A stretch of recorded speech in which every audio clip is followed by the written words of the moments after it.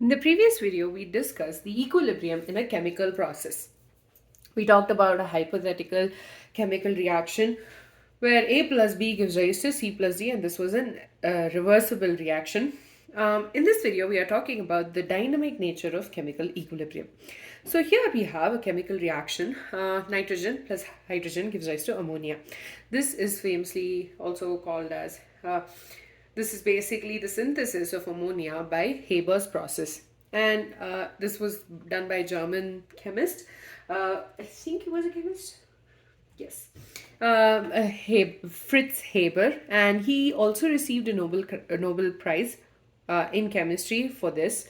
This chemical reaction is so important for the synthesis of ammonia, which is used for fertilizers, and it's actually quite useful. So, what he did was he took various concentrations of ammonia, of nitrogen and hydrogen, and he at high temperatures and pressures he tried to figure out what the concentration of ammonia was at various points in time. So basically he tried to see what was the concentration at this point, at this point, this point of all the nitrogen, hydrogen and ammonia. And what he noticed was he plotted a graph that is between molar concentration and time. He noticed that as time progresses, there is a constant in concentration of both the reactants as well as the products, that is nitrogen and hydrogen, and the ammonia that is formed. So basically, this particular this in turn implies that the system, the chemical reaction, has reached an equilibrium. Okay, so for us to understand the dynamic nature, what does dynamic nature means? That it's constantly moving, right? Moving as in both the forward as well as the backward processes are taking place. So let's talk about instead of using hydrogen, the isotope of hydrogen, that is deuterium, was used. So when nitrogen combines with 3 molecules of deuterium, it gave rise to the deuterated ammonia. So this was the product which was formed. Okay, so the same thing was observed. Now what we are going to do is we are going to take this and this. Both these systems are in equilibrium, and we are going to see what has happened.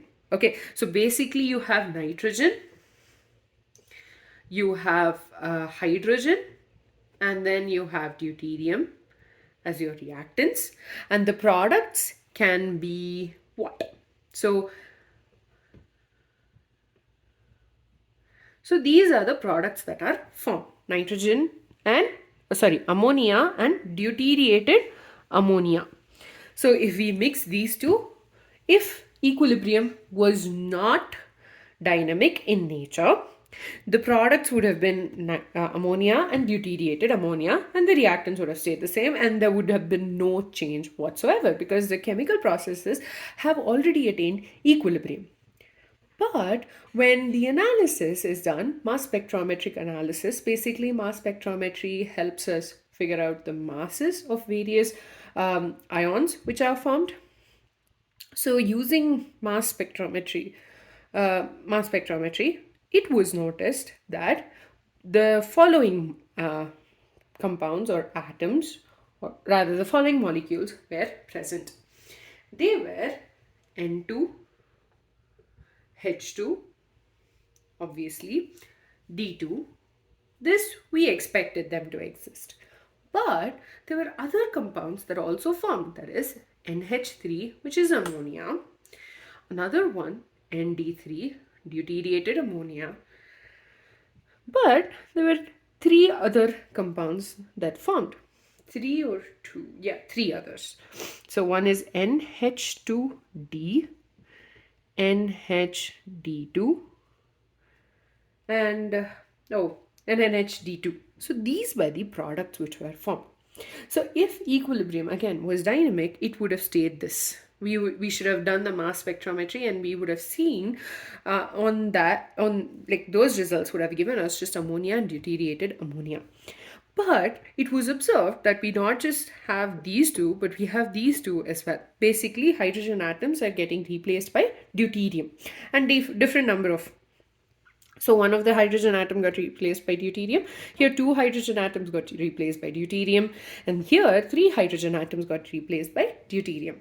So this meant that in this state, at this state of equilibrium, when both these processes were in equilibrium and when they mixed, the forward reaction, that is combining of or like combination of hydrogen and nitrogen to give us ammonia, was taking place, as well as the backward reaction for us to get back the nitrogen and hydrogen was taking place. And because of that, you had various permutation and combinations of the products which were also formed. And this in turn means that both the forward and the backward processes are taking place simultaneously, and this means that chemical equilibrium is dynamic in nature. I'm going to repeat whatever I just said now. So first of all, we are talking about the synthesis of ammonia using Haber's process. This was done by Fritz Haber, who was a German chemist who got the Nobel Prize for his process, which helped synthesize ammonia on a larger scale. So what we are taking away, what first of all he did was he plotted a graph between molar concentration and time, and he took various concentration of the ammonia, of nitrogen and hydrogen, and he plotted the concentration of ammonia at various points in time. And he also basically plotted the concentration of everything. So as we learned from the previous video, we know that when there is a chemical process taking place and when it is reversible in nature, you have the reactants decreasing concentration until they reach a particular constant in their concentration, and whereas the products increase the concentration till they get to a particular point where they get constant. At this point, where there is no more increase or decrease of the concentration of the products and reactants respectively, equilibrium has been achieved. So this reaction is nitrogen plus hydrogen combines to give us ammonia. So first of all, we're replacing the hydrogen with deuterium. When the same thing, and it was noticed that the same thing happened. That is, nitrogen and deuterium combined to give us deuterated ammonia, and there was a constant concentration that was achieved for both the reactants as well as the products. So the next thing they wanted to figure out was dynamic equilibrium. That is, the chemical equilibrium is dynamic in nature. So they took the equilibrium, there is this particular reaction in equilibrium as well as this one, and they combine both of them. If equilibrium was not dynamic in nature, when the reaction was analyzed using a mass spectrometer, we would have just seen ammonia and deuterated ammonia as the products which were formed, and the reactants would have been nitrogen, hydrogen, and deuterium. But it was noticed that we got all the things that we expected, and we got two other products, that is NH2D and NHD2.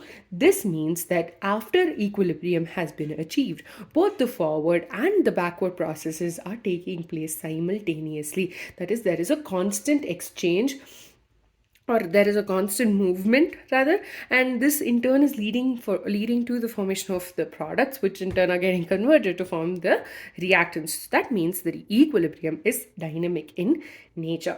So with that, we're done with chemical equilibrium is dynamic. I hope you understood this example, and in the next video we will be talking about the other interesting property of chemical equilibrium, where if you can get to the equilibrium from excuse me, either direction. So if you are given just the product, you can also get back the reactants.